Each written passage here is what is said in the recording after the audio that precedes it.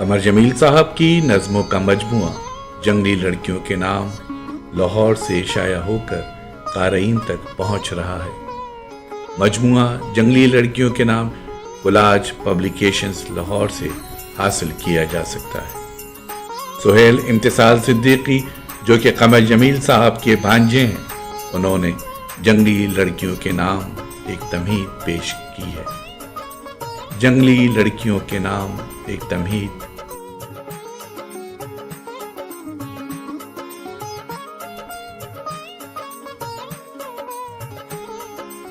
وہ گھاس کے میدانوں میں دوڑتی تھی ننگے پاؤں، بغیر کسی بندھن، بغیر کسی معذرت کے۔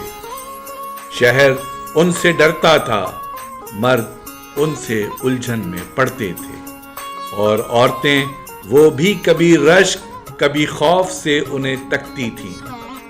قمر جمیل نے ان کی آہٹ سنی، وہ آہٹ جو نہ نظم میں سما سکتی تھی نہ غزل کے قافیے میں، صرف نثری نظم ہی ان کے وحشی بے ساختہ رقص کو سمیٹ سکتی تھی۔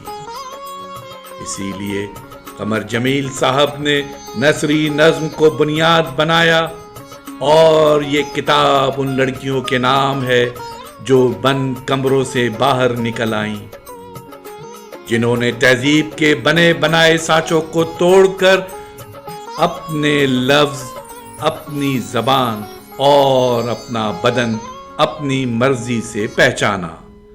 یہ کتاب احتجاج نہیں ہے، یہ چیخ بھی نہیں، یہ صرف ایک آئینہ ہے جس میں معاشرہ اپنا چہرہ دیکھنے سے گھبراتا ہے۔